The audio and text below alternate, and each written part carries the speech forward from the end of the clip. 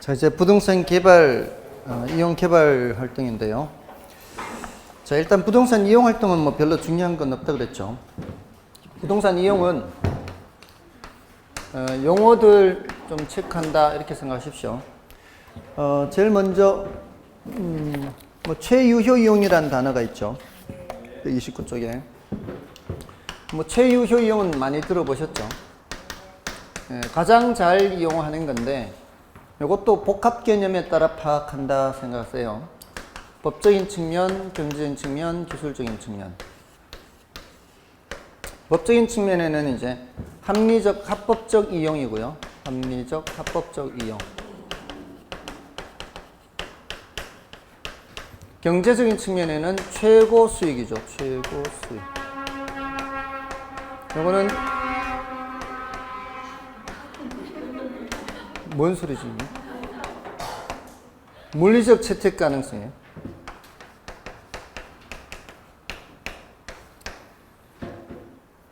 물리적으로 채택 가능해야 되고요. 최고 수익에 대한 경험적 증거가 있어야 되고요.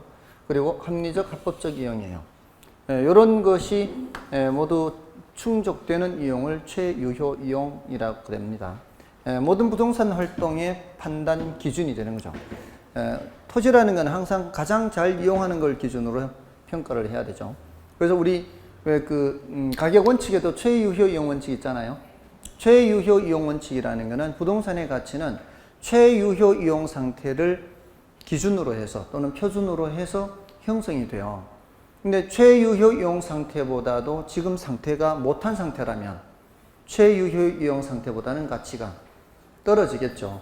여기서 가치가 떨어지는지 그렇지 않은지를 평가를 할 때, 감정평가를 할 때 최유효 이용을 기준으로 하는데, 예를 들어서 달 동네에 고급 빌라가 있다. 그 고급 빌라가 고급 동네의 고급 빌라라면 최유효 이용 상태로서 최유효 이용의 가치를 가지겠지만, 달 동네에 고급 빌라를 지어버리면 투입된 비용만큼의 가치가 안 나가겠죠. 그럴 때 무슨 감가가 발생한다 그래요? 경제적 감가가 발생한다 그러잖아요. 또 내부 구성 요소 간 균형이 달성이 되어야 최유효 이용인데, 예를 들어 뭐 화장실이 너무 좁다든가 또는 엘리베이터가 모자란다거나 이러면은 그것도 최유효 이용이라고 할 수가 없죠. 그럴 때는 또 감가가 발생하죠. 그럴 때 무슨 감가? 기능적 감가. 이렇게 해서 모든 부동산 활동이나 평가라든가 이런 거 할 때 기준이 되는 게 바로 최유효 이용이다. 뭐 이런 정도 기억하시면 되겠죠. 다음에 이제 집약도라는 단어가 있죠. 집약도는 노자토 이렇게 기억하면 된다 그랬어요. 노동, 자본, 토지. 노동 사용량, 자본 사용량, 토지 사용량 이렇게 보면 되죠. 그러니까 단위 면적 토지에 대해서 노동이나 자본의 양이 얼마나 많이 투입되느냐에 따라 집약도가 높고 낮고 이렇게 되는데, 이게 높이 올라갈수록 집약도가 높고 낮을수록 집약도가 낮죠. 그러니까 도심으로 갈수록 이렇게 되고요. 외곽으로 갈수록 이렇게 되는데, 이걸 어떻게 표현한다 그랬어요? 도심으로 갈수록 토지에 대한 자본의 대체성이 높다 낮다. 대체성이 높다 그랬죠. 그만큼 대체성이 높다는 건 쉽게 대체가 된다 이 소리고, 이거는 대체가 잘 안 된다 뭐 이런 뜻이라 그랬어요. 자, 이런 표현들. 그리고 저쪽으로 갈수록 집약적 이용, 이쪽으로 갈수록 조방적 이용, 이런 용어들 알면 되겠죠. 집약적 이용, 조방적 이용 이렇게. 자, 이 정도면 되겠습니다. 그리고 이런 집약적 이용을 강조하는 이유는 토지 특성 중에 무슨 특성? 부증성이에요. 부증성. 부증성 때문에 이런 집약적 이용을 강조하는 거죠. 다음에 입지익료 이런 단어는 뭐예요? 위치가 좋아서 발생하는 이익이죠. 그 위치로 해석할 수 있죠. 위치가 좋아서 발생하는 이익. 다음에 한계 입지 하면 뭐예요? 그러한 위치로서 한계다 이 소리는 이런 입지익료가 드디어 뭐가 되는 거예요? 0이 되는 거죠. 입지익료가 0. 이런 정도예요. 다음에 뭐 지가 구배 현상은 뭐 별로 중요하지도 않고요. 도시 스프롤 현상. 스프롤 현상은 도시가 무질서하게 외곽으로 확산되는 현상을 말하죠. 무질서하게 외곽으로 확산되는 현상, 스프롤 현상. 이것이 발생하는 원인은 계획이 부족하기 때문이죠. 옛날에 우리나라도 이런 현상이 많이 있었죠. 1970년대, 60년부터 우리나라 경제가 막 발전하면서 도시화 현상이 일어났잖아요. 그러면서 70년대 들어서면서 막 이렇게 섬유 공장, 중화학 이렇게 공업이 발달하면서 사람들이 도시로 몰렸잖아요. 근데 계획은 없는 상태에서 막 도시로 몰려드니까 스프롤 현상이 이렇게 있었던 거죠. 그래서 그 대책으로 뭐를 세웠던 거예요? 개발 제한구역을 설정했던 거죠. 개발 제한구역. 이게 70년대부터 이걸 했거든요. 개발 제한구역을. 도시가 무질서하게 확산되니까. 그리고 이러한 현상에는 고밀도 연쇄개발 이런 것도 있고, 저밀도 연쇄개발 뭐 이런 것도 있고, 비지적, 개구리가 띠 뛰는 것처럼, 껑충껑충 뛰는 것처럼 이렇게 이제 현상이 있고, 뭐 이런 여러 가지 현상이 있죠. 뭐 또 간선도를 따라서 뭐 나타나는 것도 있고. 근데 이건 뭐 상대적으로는 중요도가 좀 낮다고 볼 수 있어요. 왜냐하면 최근 10년간 이 단원에서 출제가 한 문제 됐는데 얘가 출제됐거든요. 얘보다는 그 침입적 토지 이용이나 아니면은 직주 분리와 직주 접근 이것이 조금 더 출제 가능성이 높다 이렇게 볼 수 있어요. 1순위로 보는 게 저는 직주 분리와 직주 접근이에요.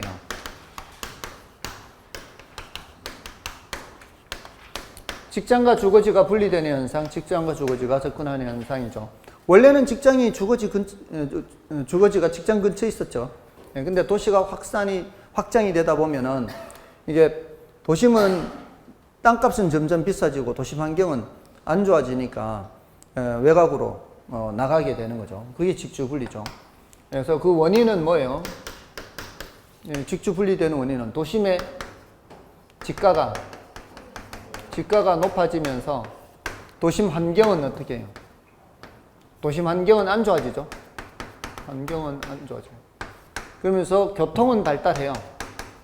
교통이 발달하지 않으면은 바깥으로 나갈 수가 없죠. 그 결과 어떻게 돼요? 외곽은 침상도시, 베드타운이 돼요. 잠자고 왔다 갔다 해요. 잠자고 왔다 갔다. 그리고 도심은 공동화 현상이 나타나죠. 그 다음에 이제 직주 접근이 나타나는 이유는 뭐예요? 외곽으로 나가게 되면은, 바깥에 왔다 갔다 하기가 교통체증이 너무 심해지죠. 잠자고 출퇴근하기가 너무 심해져요. 그리고 도심 환경도 좀 개선이 돼요. 도심 환경이 개선이 돼요.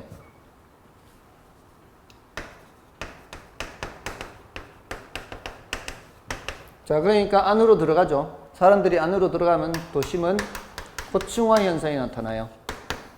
토지는 한정되어 있는데 사람들이 들어오니까. 그리고 도심이 재개발되어서 옛날 흐름한 천이지대 같은 도심의 슬럼 지역 같은 곳이 재개발이 되면 소득 수준이 높은 사람들이 들어오죠. 이런 것들을 도시 회춘화 현상 이렇게 이런 정도로 정의하면 되겠습니다. 그 다음에 뭐 침입과 계승 이런 게 있죠. 어떤 지역에 새로운 용도나 새로운 입지 주체가 들어오는 걸 뭐예요? 새로운 용도나 주체가 들어오는 거를 침입 이렇게 하고요. 완전히 새로운 곳으로 바뀌어버리면 계승 이렇게 되죠. 보통 침입에는 확대적 침입과 축소적 침입이 있는데 확대적 침입이 일반적이다. 확대적 침입이라는 건 뭐예요? 집약도가 낮은 용도가 집약도가 낮은 지역에 집약도가 높은 용도가 침입하는 거죠. 그래서 주거 지역에 상업용이 침입을 하는 거예요. 그 결과 집약도가 어떻게 되는 걸 말해요? 그 결과 집약도가 높아지는 침입을 확대적 침입 이렇게 얘기합니다. 뭐 이런 정도입니다. 나머지는 됐고요. 한계지 지난번에 한번 말씀은 드렸죠. 그러니까 이 정도로만 할게요. 뭐 중요도의 강약에 따라서 하는 거니까요. 자, 이제 넘어가시면 이제 부동산 개발이에요. 자, 부동산 개발은 일단 이론적으로는 택지 조성하는 거 하고 건물 건축하는 것까지 개발이라고 할 수 있죠. 자, 이제 택지 조성하는 게 있고요. 일단 택지를 조성해야 위에 건물을 지을 거 아니에요. 우리가 개발한다는 건 결국 뭐를 필요로 해요? 우리가 개발을 한다는 거는 인간이 필요로 하는 공간을 만드는 거죠. 결국은 그렇지 않나요? 우리가 도시 지역, 우리 지난번에 말씀드렸나요? 인간이 토지를 보는 관점은 세 가지라고요. 하나는 개발할 건가, 하나는 보존할 건가, 하나는 마지막 뭐예요? 개발, 보존 말고는 먹고 살아야 되는 거. 인간이 토지를 볼 때는 개발하는 용도로 쓸 건가, 또 하나는 보존할 건가, 다 써버릴 수는 없잖아요. 그 다음에 하나는 뭐예요? 생산 목적으로 사용하는 거죠. 먹고 살아야 되니까. 그러니까 농사 짓고 임산물 채취하고 이런 것들. 근데 이 도시 지역은 뭐예요? 개발하는 곳이잖아요. 개발하는데 도시 지역에 주로 사용하는 용도가 뭐예요? 주상공이잖아요. 주상공. 그러니까 살 수 있는 공간, 주거 공간이나 쇼핑 공간이나 아니면은 제품을 제조할 수 있는 이런 공간 만드는 거예요. 개발한다는 거는 기본적으로. 그러지 않나요? 그러기 위해서는 뭘 먼저 해야 돼요? 택지를 먼저 조성을 해야죠. 그래야 공간을 만드는 거죠. 그렇지 않나요? 이게 개발이에요. 이론적으로는 이렇게 이해하는데, 거기 조금만 더 플러스 하면은, 이 부동산 개발업의 육성 및 관리 및 육성에 관한 법률이 있어요. 부동산 개발업의 관리 및 육성에 관한 법률. 거기에 법적인 측면에서 얘기하는 법상 개발을 얘기할 때는 요거 택지 조성하고 건물 건축하고 이것뿐만이 아니고 요것뿐만이 아니고 뭐도 포함시켜요. 기존의 건물을 대수선, 리모델링, 용도 변경, 요것도 개발이라 그래요. 거기에다가 공작물 설치하는 것까지. 법적으로는 조금 더 추가되죠. 이론적으로 이제 학자들이 이론적으로 이렇게 얘기하잖아요. 근데 법적으로는 뭐까지 포함시키는 거예요?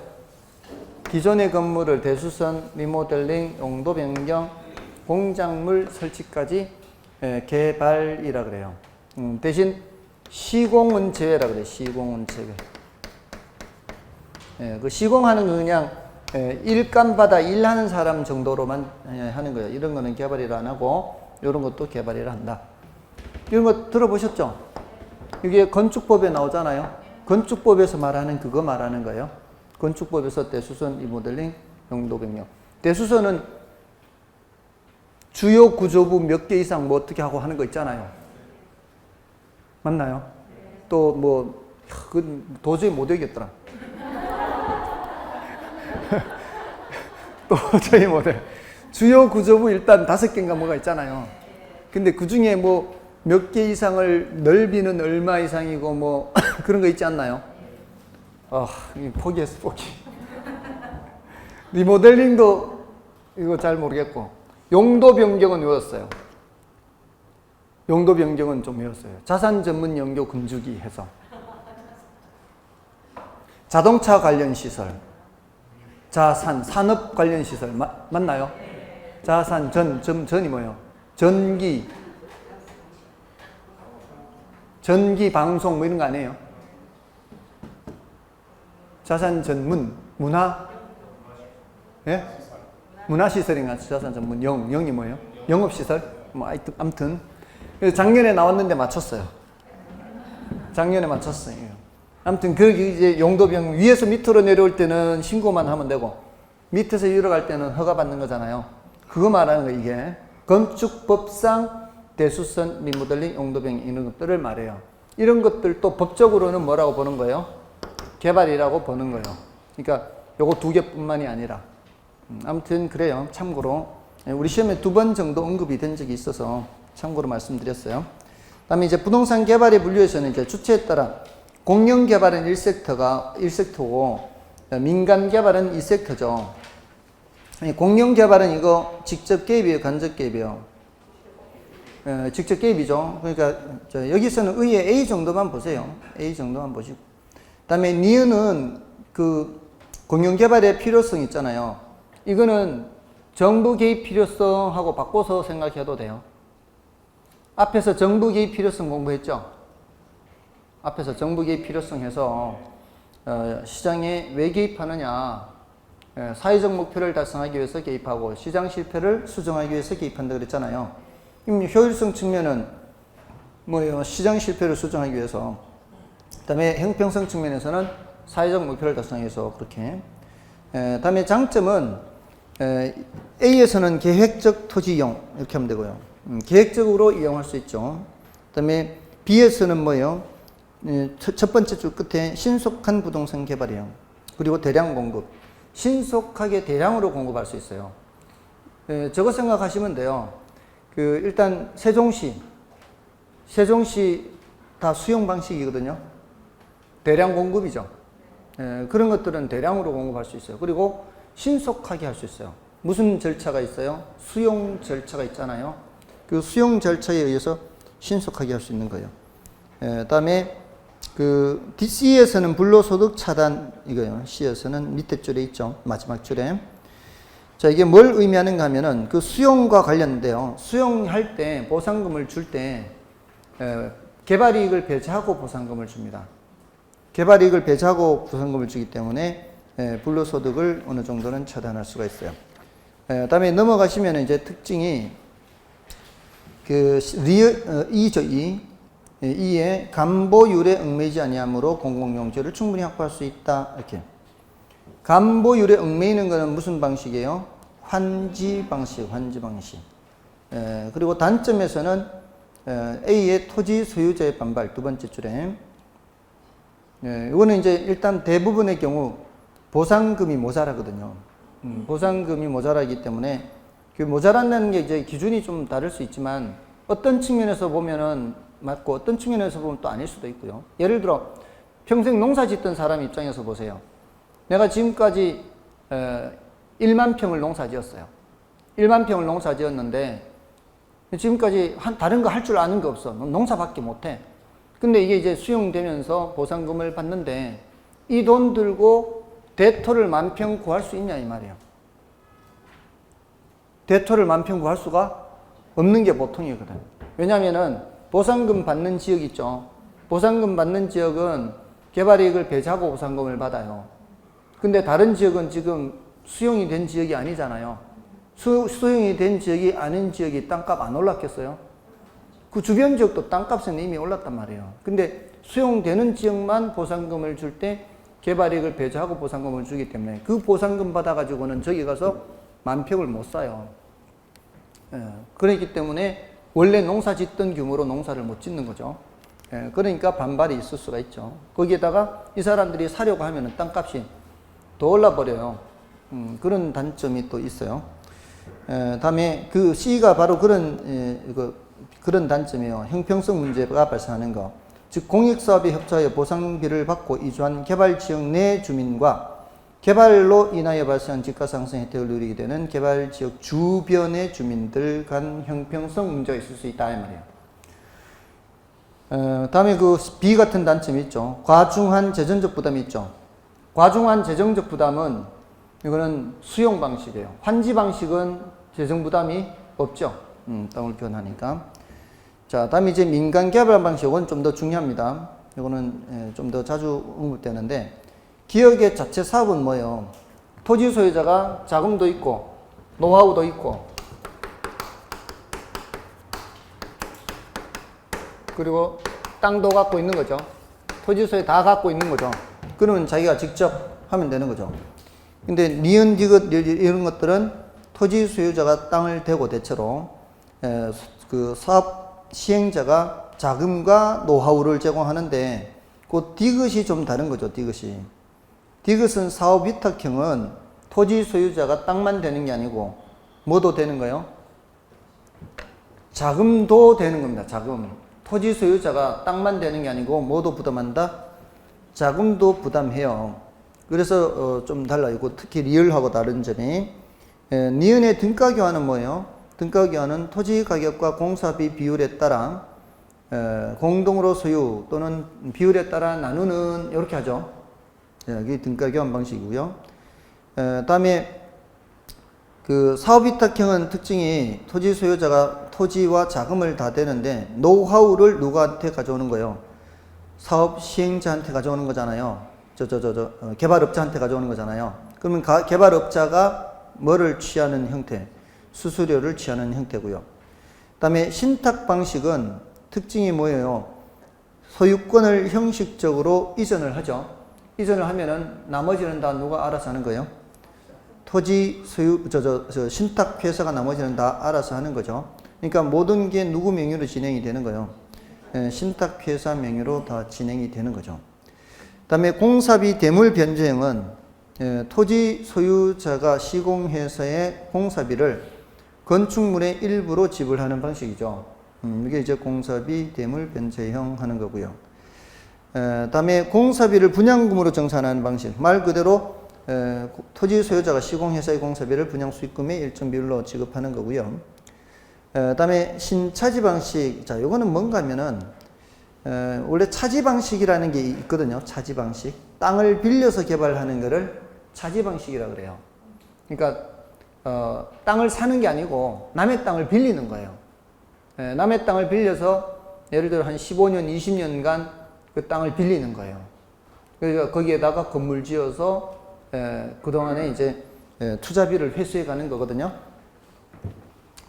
자, 그러니까 이제 토지 소유자가 뭐를 갖고 있어요?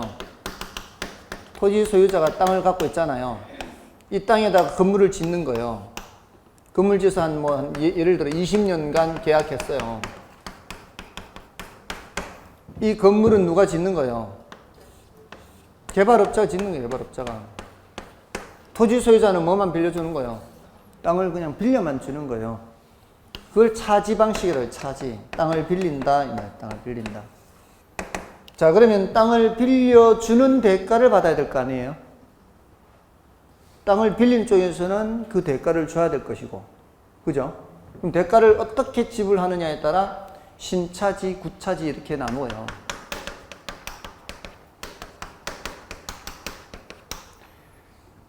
계약할 당시에 계약 기간 중에 계약 기간이 종료됐을 때 어떻게 하느냐 보세요. 이 계약할 때 신차지 방식은 따로 주는 거 없어요. 계약 기간 중에 고액의 지대를 줘요. 토지 사용 대가를 준다고요. 그럼 이때도 주는 거 없어요. 이게 뭐예요? 계약 기간 동안 그냥 땅 빌린 대가를 그냥 월세 주듯이 매달 주는 거예요. 그럼 계약 기간에 중이니까 이때는 줄 게 없다 이 말이에요. 근데 구차지 방식은 계약할 때 상당한 권리금을 받아요. 이 동안에 못 받아요. 계약 기간 20년 동안 못 받는다고. 땅은 갖고 있는데 20년 동안 받는 게 없어요. 대신에 이때 건물을 공짜로 받아요. 건물을 공짜로 받는다고. 지금 건물 지금 20년간 계약했잖아요. 이 건물이 내용 연수가 20년밖에 안 가는 건물이 어디 있어요? 대부분 3, 40년 가지. 3, 40년 쓸 수 있는 건물인데 20년 동안 그 개발업자가 투자한 돈을 회수해 가는 거예요. 그리고 건물은 그냥 공짜로 주고 나온다고. 위에 거는 이게 종료될 때 20년 남았잖아요, 지금. 이 계약 기간 중에 계속 월세 줬잖아요. 월세 줬으니까 이때 종료될 때는 대가를 안 준다는 얘기는 그 건물을 토지 소유자한테 팔고 나오는 거예요. 그 계약 기간 동안에 다 대가를 줬으니까. 뭔 뜻인지 아시겠어요? 계약 기간 동안에 토지 임대료를 다 줬으니까 그 돈 받고 팔고 나오는 거를 말하는 거예요. 그 다음에 컨소시엄 구성 방식은 대규모 개발 사업에서는 사업 자금 조달이나 혹은 상호 기술 보완 때문에 법인 간의 연합 법인을 구성해 사업을 수행하는 것이 컨소시엄 구성 방식이고요. 지금 요거는 지금 2섹터 민간 개발을 했잖아요. 조금 전에 공용 개발은 1섹터, 민간 개발은 2섹터, 민간 합동 개발은 3섹터 이렇게 가고요. 그다음에 토지 취득 방식에 따른 분류에서 단순 개발은 토지 소유자에 의한 자력 개발해서 권리 불변이라 그래요. 이거는 밑에 환지 방식과 매수 방식과는 달리 환지 방식은 감보가 적용되잖아요. 감보가 적용되기 때문에 권리 축소 행위를 하고요. 그다음에 매수 방식은 아예 그냥 수용을 해버리니까 권리가 소멸되는 방식이다 이렇게 얘기하는 거고요. 그다음에 혼합 방식은 2번과 3번을 다한 걸 혼합 방식. 신탁 방식은 조금 전에 지나간 그 신탁 방식 생각하면 돼요. 그다음에 이제 정비 사업 유형에 따른 구분에서 주거 환경 개선 사업, 재개발 사업, 재건축 사업 있죠. 자, 이거 이제 이거는 특징이 주거 환경부터 재개발, 재건축 밑으로 내려가면서 주거 환경 개선 사업은 정비 기반 시설이 극히 열악이죠. 극히 열악, 이게 키워드죠. 그리고 과도하게 밀집 이렇게 돼 있죠. 노후 불량 건축물의 과도하게 밀집 두 번째 줄에 있고요.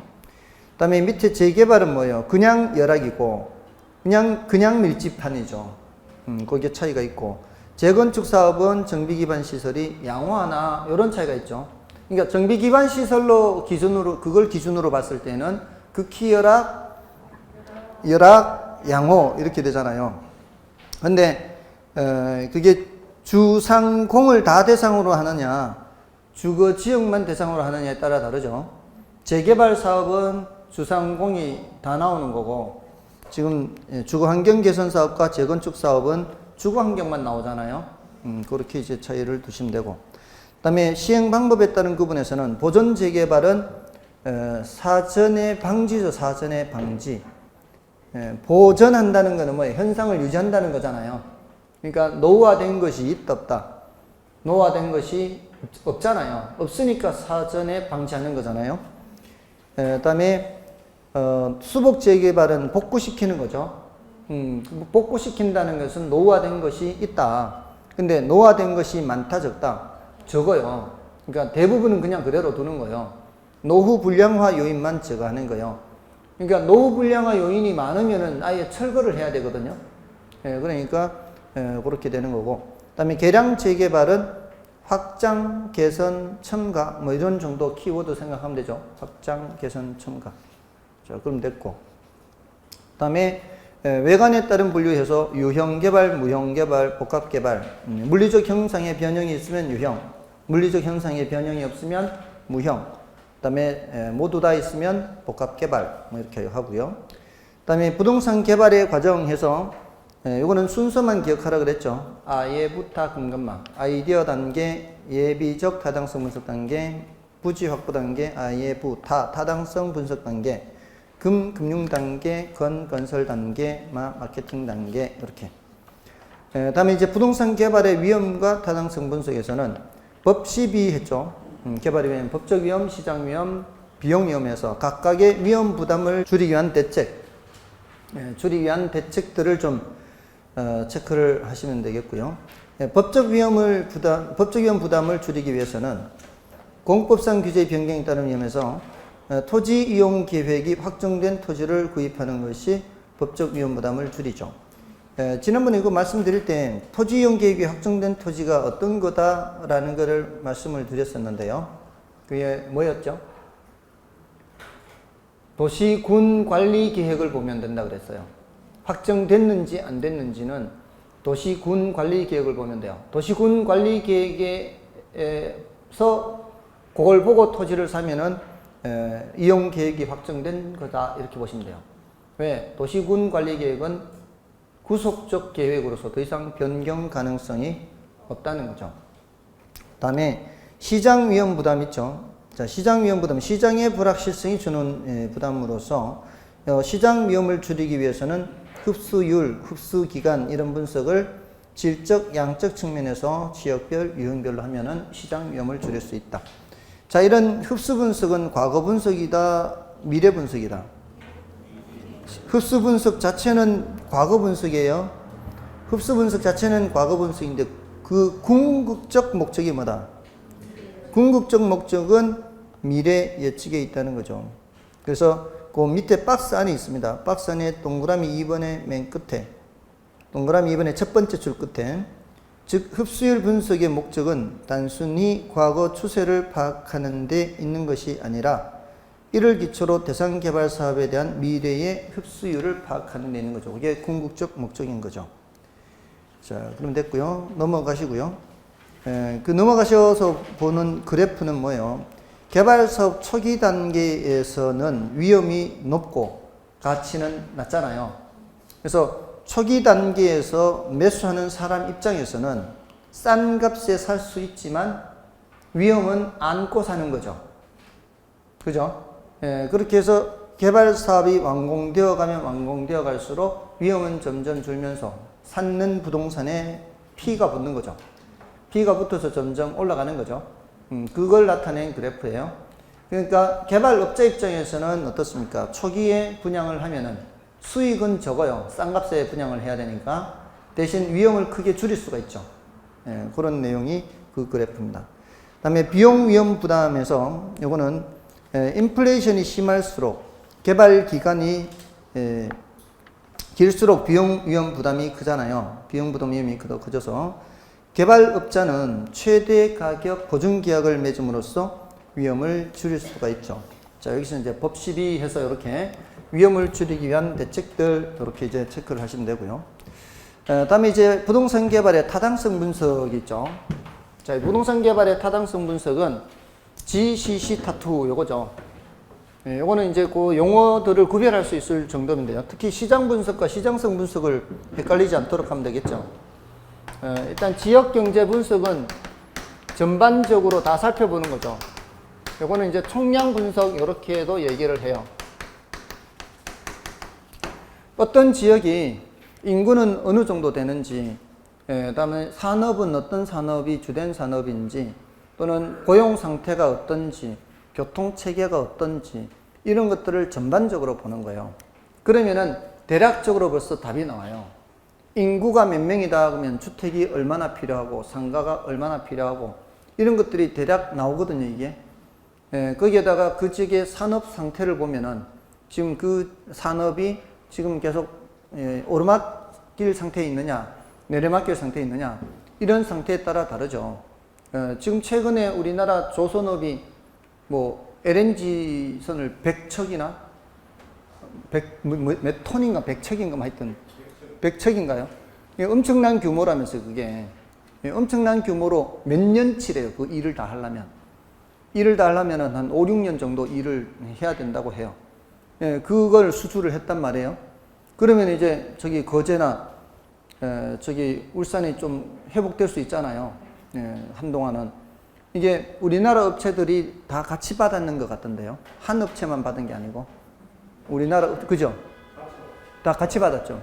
우리나라 업체들이 같이 받았기 때문에, 울산, 거제가 두 군데 있잖아요. 거제, 삼성도 있고, 대우도 있잖아요.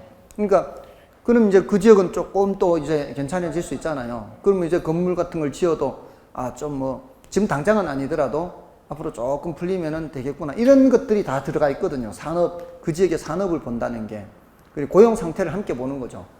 그러니까 이런 것들을 전반적으로 보는 게 뭐라고요? 지역 경제 분석이에요. 이거 안 볼 수가 없잖아요. 그런 걸 봐야 무슨 개발 사업을 했을 때 이게 분양이 될지 안 될지를 파악하는 거죠. 그런 걸 전반적으로 보는 거를 지역 경제 분석이라 하고, 그 다음에 시장 분석하면은 내가 개발하고자 하는 그 부동산에 대한 거를 보는 거예요. 내가 주택을 개발하는 사람이라면 뭘 봐야 돼요? 주택의 수급 상황을 봐야 돼요. 지금 주택이 얼마나 부족한지, 인구가 얼마나 되는지, 그거 위주로 보는 거죠. 그리고 내가 오피스텔을 개발하는 사람이라면 오피스텔에 대한 수급 상황을 보는 거예요. 그러니까 그걸 뭐라고 표현하는 거예요? 특정 부동산의 수급 상황을 보는 거예요. 근데 시장성 분석은 뭘 분석한다 그래요? 어떤 물건을 구체적으로 분석한다 그랬죠? 내가 지금 개발하고자 하는 그 물건을 그 시장에 개발했을 때 주변의 다른 부동산에 비해서 얼마만큼 잘 분양이 될지, 임대가 될지 그거 살펴보는 거예요. 그러니까 대상 개발 사업에 초점을 맞추는 거예요. 대상 개발 사업의 이 경쟁력, 주변의 다른 부동산에 비해서 얼마나 잘 임대될지, 분양이 될지 그 경쟁력을 분석하는 것을 시장성 분석 이렇게 얘기를 하는 거죠. 자, 이런 세 단계를 넓은 의미의 시장 분석하죠. 그래서 이 단계에서는 계략적 분석이라고 그래요. 계략적 분석. 구체적으로 돈 들어오고 나가는 이런 막 계산하고 이런 분석이 아니라 대략적 분석이에요. 근데 대부분의 경우 개발업자들은 이거 분석 안 해요. 개발업자들은 동물적 감각으로 알아요. 이거 안 해요. 그러지 않겠어요? 지금까지 계속 개발 사업을 해왔는 사람은 저기 거제에다가 지금 뭐 하면 되겠다 안 되겠다 이게 느낌이 없겠어요? 저기 창원에다 뭐 하면 되겠다 안 되겠다, 부산에다 뭐 하면 되겠다 안 되겠다 이런 느낌이 당연히 있을 거 아니에요. 지금까지 사업해 온 사람은. 제가 아는 건축업 하는 분도 창원에서 건축업을 해요. 하는데 해마다 2년 단위로 이제 하고 쉬고 이렇게 해왔거든요. 그러니까 거기에 이제 좀 주기가 있으니까 주기를 봐서 지금 요거 하고 좀 쉬고 좀 하고 쉬고 이렇게 했는데 마지막으로 제가 들었을 때는 안 한대요. 안 하고 그냥 저기 LH공사에 납품한 대, 납품. LH공사에 주문 받아가지고 그러면은 수익은 적겠죠. 자기 위험은 또 적겠죠. 그러니까 안정적으로 하는 사람, 안정적으로. 자기는 상관은 안 한대요. 너무 위험이 크다고. 터지면 대박이 터질 수도 있는데 다 날릴 수도 있기 때문에 그렇게 하는 분이 계세요. 그런 분들은 이런 거 안 한다고요. 이게 언제 계산하고 막 이래요. 동물적 감각으로 하는 거죠. 조금 규모가 크다면은 그 사장이 직원들한테 지시는 하겠죠. 야, 이거 한번 해봐라. 이렇게 하겠지만, 그럼 보통 사업하는 사람들은 대부분 동물적 감각으로 해요. 동물적 감각. 자, 아무튼 이런 건 계략적 분석이라고 해요. 그리고 각종 자료와 정보를 수집을 해서 이거를 경제성 분석에 제공을 하는 거죠. 이 경제성 분석에 가야 이제 뭘 하는 거예요? 구체적으로 계산을 하는 거죠. 여기에 뭐가 나오는 거예요? 타당성 분석이나 투자 분석이 나오는 거죠. 이 타당성 분석이 되어야 뭐를 측정한다고요? 돈이 들어오고 나가는 것을 분석한다고요. 이 현금 수지는 투자론에서 말했던 것처럼 그런 현금 수지예요. 투자론에서는 어떤 현금 수지예요? 내주머니에서 나가는 돈, 그리고 임대료 수입 들어오고 나중에 처분했을 때 들어오고 이거잖아요. 근데 이거는 나가는 돈은 토지 매입비, 건축비예요. 나가는 개발 사업이니까. 나가는 돈은 토지 매입비, 건축비고요. 들어오는 돈은 분양 수익금이죠. 아니면은 임대행의 경우에는 개발이 완료됐을 때 임대보증금, 임대료 수입 들어오는 거. 그 돈 들어오고 나가는 거 계산하는 거예요. 자, 그럼 돈 들어오고 나가는 거 계산하면은 뭐를 적용해야 돼요? 투자 분석 기법을 적용해야 되죠. 자, 이거 개발 사업은 시간이 많이 걸리는 게 대부분이죠. 여기 화폐 시장 가치를 고려할까요, 안 할까요? 고려? 해요, 여기는. 이거는 시간이 길기 때문에 이건 이자 비용을 안 따질 수가 없잖아요. 이게 빌리는 돈도 대규모로 빌리는 경우 많잖아요. 그럼 거기 이자 비용이 발생하는데 그 이자 비용을 안 따질 수가 없어요. 그러니까 여기는 뭘 하는 거예요? 할인 현금 수지 분석법을 해요. 그러니까 뭘 하는 거예요? 순순히 순순히를 해서 타당한지 타당하지 않은지 분석한다 이 말이에요. 얘는 0보다 크거나 같아야 되고 얘는 1보다 크거나 같아야 되고 얘는 요거 수익률보다 크거나 같아야 타당할 거 아니에요. 이럴 때 이제 순형가법이 가장 우수한 평가 기법으로 되어 왔는다 이 말이에요. 됐나요? 자, 그럼 이제 타당하면 이제 이쪽으로 넘어와요. 자, 그럼 타당하다고 전부 다 하나요?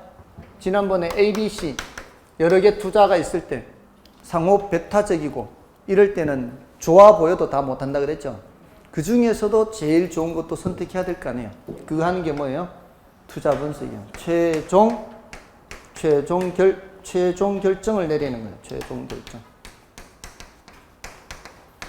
여기서는 수익성은 이미 나옵니다. 여기서 수익성은 판단이 돼요. 수익성이 안 좋으면 여기서 탈락이죠. 수익성이 이게 순형가 0보다 작거나 수익성 지수 1보다 작거나 내부 수익률이 여구 수익률보다 작거나 하면 이건 탈락되는 거예요. 이게 여기 넘어왔다는 거는 이게 일단 타당성은 통과가 된 거죠. 수익성은 괜찮아 보이는데 그것도 이제 경우에 따라 달라질 수 있으니까 최종 결정 내리는 게 투자 분석이다. 이런 게 이제 경제성 분석이라는 거죠. 여기 경제성 분석에서 이제 최종 이제 수익성도 보고 결정도 내리고 이렇게 하는 거죠. 그리고 이런 타당성 분석에는 법적 타당성, 경제적 타당성, 기술적 타당성 다 포함되죠. 그 중에 뭐가 제일 중요해요? 경제적 타당성 분석이 제일 중요하죠. 그래서 여기 경제성 분석 이렇게 얘기를 하는 겁니다. 결국은 돈의 문제이기 때문에 그런 거죠. 자, 여기 이제 GCC 타투였고요. 다음에 이제 139쪽에 BTO, BOT, BTO, BLT, BTL. 자, 공공시설의 민자 육지 사업 있죠. 자, 요거는 영어 단어만 알면 된다 그랬죠. B, T, O, L, O. 이게 영어 단어 5가지. B가 건설이죠. 이게 공공시설의 민자 유치 사업 하는 거죠. 공공시설의 민자 유치. 건설하고 이거는 이전하죠. 트랜스퍼, 이전하다. 그 다음에 O는 오퍼레이트, 운영이죠. L은 리스, 임대하는 거고요. 이거 오운이죠. 오운, 소유하다. 그래서 BTO는 뭐고요? 건설과 동시에, 준공과 동시에 이전하죠. 그리고 운영권을 가지고 그 사용자로부터 사용료를 받아서 투자비를 회수하는 거고, BTL은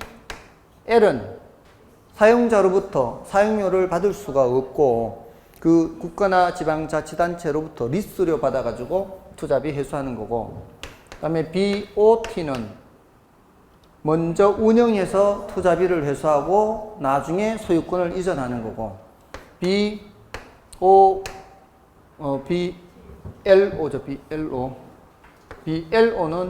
BLT죠. BLT는 요거는 리스료를 받아서 투자비를 회수하고 나중에 소유권을 이전하는 거고, 결국은 뭐 소유권을 먼저 이전하느냐 나중에 이전하느냐 이 차이고요. BOO는 이전이 없죠. T 트랜스퍼가 없어요. 이전하지 않고 소유하면서 운영해서 투자비를 회수해 가는 거죠. 요거 차이점이 뭐라 그랬어요? 요거하고 요거. 이거 O와 L 차이만 알면 되니까. O는 최종 사용자로부터 사용료를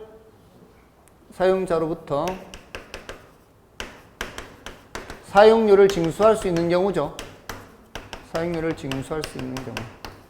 이거는 사용료를 징수할 수가 없는 경우죠. 이런 게 어떤 예가 있다 그랬어요?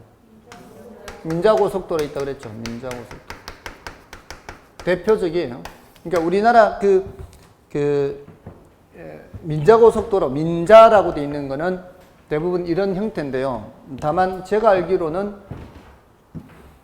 영등포 역사, 이런 민자 역사는 이것도 있는 것 같았어요. 투자비를 먼저 회수해가고 나중에 소유권을 이전하는 것도 있는 것 같았어요. 그리고 이거는 어떤 경우예요? 도서관 같은 거라 그랬죠. 도서관이나 학교라든가 군인 아파트라든가 이런 것들은 이용자로부터 그 이용료를 받을 수가 없죠. 이럴 때는 이제 BTL 방식이다. 이 정도고요. 그 다음에 마지막인가요? 입지계수. 입지계수 LQ. 자, 이거 LQ는 어떤 지역에 어떤 업종에 특화되어 있느냐 이거 살펴보는 거죠. 그래서 전국의 특정 산업의 고용비 분해, 예를 들어 전국의 농업의 고용비, 전국의 공업의 고용비 이런 식으로, 그리고 지역의 특정 산업의 고용비 뭐 이렇게 하죠. 이 값이 1보다 크면 뭐고요? 1보다 크면 기반 산업이죠. 기반 수출 기반 산업이고, 1보다 작으면 수입 산업이고, 1이면은 자급 자족 산업 뭐 이렇게 표현할 수가 있어요. 예, 근데 이제 우리는 이걸 찾으려고 하는 거죠. 어떤 업종에 특화되어 있느냐. 요거를 찾아서, 요거를 찾은 후에 경제 기반 순수를 찾으려고 하는 거예요. 우리 시험에 나온 거는 지금까지 10년간 이거 계산하는 것밖에 안 나왔어요. 계산하는 거는 특정 산업의 고용비 분의 지역의 고용비 이렇게 하면 되는데, 경제 기반 순수는 기반 비율 분의 1이거든요. 그래서 기반 비율 분의 1 해서 이 값이 뭔 의미인지를 알면 되는 거죠. 원래는 이거 목적으로 하는 거예요. 그러니까 어떤 지역이 1보다 큰 산업이 예를 들어 조선업이다. 조선업이 이 지역의 수출 기반 산업이다. 그러면은 요 조선업의 그 비율을 한번 조사해 보는 거, 그 지역에 조선업에 종사하는 사람의 비율이 그게 기반 산업의 비율이다 이 말이에요. 그럼 기반 산업의 비율이 40%다 그러면은 0.4분의 1 이렇게 하면 요거는 2.5 나오거든요. 0.4분의 1은 그럼 2.5 요 숫자의 의미는 뭐냐? 조선업의 일자리가 한 개 늘어나면은 그 지역 전체 일자리는 곱하기 2.5 해서 늘어나는 거예요. 조선업의 일자리가 10개 늘어나면은 그 지역 전체 일자리는 25개 늘어난다. 이런 의미예요. 왜 그러겠어요? 그 조선업의 일자리 이제 앞으로 이제 수주를 해서 이제 사람들이 늘어나잖아요. 늘어나면은 그 사람들이 먹고 뭐 쓰고 해야 되는 그 식당도 더 필요하고 거기에 식당도 더 늘어나고 식당에 일꾼들도 필요할 것이고 또 뭐 술집도 또 갈 거고 뭐 또 당구장, 노래방 이런 데도 갈 거 아니에요. 그럼 거기에 일손들도 더 필요하단 말이에요. 그래서 파급 효과 되는 게 그만큼 커진다는 얘기거든요. 그러면은 그 지역의 전체 인구 변화에 미치는 영향도 알 수가 있어요. 그러니까 그 지역의 주된 산업의 일자리 변화가 그 지역 전체 일자리 변화에 미치는 영향도 예측을 할 수가 있고 그 지역 전체 인구 변화에 미치는 영향도 예측할 수 있어요. 그러면은 부동산이 얼마나 필요할지에 대해서도 예측할 수가 있죠. 그런 출발점이 바로 LQ가 되는 거예요. 그래서 LQ를 분석해서 이렇게 하려고 하는 건데 사실은 경제 기반 승수는 출제된 지가 뭐 오래됐어요. 오래됐고 LQ 분석을 그것도 계속해서 계산으로만 했어요. 계산. 그래서 우리 교재 그 141쪽에 그 맨 위에 저거 있잖아요. 그런 식으로 계산하는 그런 계산 문제 위주로 나온 거예요. 그래서 A 도시 농업의 지역지수 하잖아요. A 도시 농업의 지역지수 하면 A 도시의 농업 15에다 동그라미 치고 그리고 전국에 합계해서 12,000 이 두 숫자를 대각선으로 하는 숫자 4가지를 가지고 풀면 돼요. 그래서 푸는 방법은 지금 그 숫자가 어떻게 돼요? 15, 45, 90, 150 있죠? 15, 45, 90, 150 이렇게 돼 있고 여기는 600, 3,000, 8,400, 12,000 이렇게 있는데 지금 요거 쳐야 되잖아요. A 도시의 농업이잖아요. A 도시 농업 이렇게 요것도 다 요 두 숫자가 필요한데 계산이 이제 원래 이 공식대로 한다면 전국의 농업의 고용 비율 하면 어떻게 해요? 전국의 농업의 고용 비율 하면은 12,000분의 600 이렇게 하잖아요. 12,000분의 600분의 150분의 15 이렇게 해야 되잖아요. 근데 이렇게 해야 되는데 이렇게 하지 않고 이렇게 해도 관계는 없어요. 12,000분의 150분의 600분의 15 이렇게 해도 관계가 없어요. 아무렇게나 그냥 편할 대로 하면 되는 거예요. 12,000분의 150분의 여기 600분의 15 하죠. 600분의 15 이렇게 해도 관계없는 게 어차피 이렇게 곱할 거 아니에요. 이렇게 곱한단 말이에요. 이렇게 곱하고 그러면 어차피 150 곱하기 600 하나 600 곱하기 150 하나 같아요. 그러니까 이게 A도시 B도시 전국 이렇게 돼 있든 A도시 B도시 전국 이렇게 돼 있든 분모분의 분자 이렇게 하든 분모분의 분자 이렇게 하든 관계없어요. 그렇게 해서 계산하면 되는 거죠. 됐나요? 자, 그렇게 하고요. 그럼 마지막 문제 좀 풀고 마치겠습니다. 마지막 문제가 9번. 부동산 개발 사업에서 시장 위험에 대한 설명으로 타당하지 않은 것은 1번에 개발 초기 단계에 분양하는 것은 개발 사업의 가치가 낮으므로 개발업자의 시장 위험 부담이 커진다. 그렇지가 않죠. 개발업자 입장에서는 가치가 낮은 만큼 위험을 많이 줄일 수 있는 거죠. 그러니까 싸게 분양하는 만큼 위험도 떠넘긴다 이 말이에요. 싸게 분양하는 만큼 위험을 떠넘기기 때문에 위험 부담은 작아지는 겁니다. 1번이 바로 틀렸고요. 그다음에 개발 초기 단계에는 매수자의 시장 위험은 크고 개발 사업의 가치는 낮고, 그러면 매수자 입장에서는 그렇잖아요. 위험이 큰 상태에 분양받는 거죠. 싸게 분양받는 대신에. 개발 사업의 완성이 가까울수록 매수자의 시장 위험은 줄어드는 반면 개발 사업의 가치는 증대한다. 개발 사업의 완공이 가까울수록 위험은 작아지죠. 가치는 증대하고. 그다음에 부동산 개발 사업은 그 기간이 장기이므로 예측 불가능한 사항이 많이 발생해 시장 변동 상황에 신속히 대처하기가 어렵다. 그렇다 볼 수 있고요. 개발 사업의 완공 단계에서는 임차인이 부담하는 시장 위험은 작아지게 된다. 이거 임차인 입장에서는 그럴 수도 있죠. 그 수요자 입장이잖아요. 그다음에 10번은 뭐 GCC 타투 이건 뭐 여러분 보시면 되겠고요. 자, 여기까지고요. 다음 주에는 이제 부동산 관리 활동 딱 있습니다. 했습니다. 감사합니다.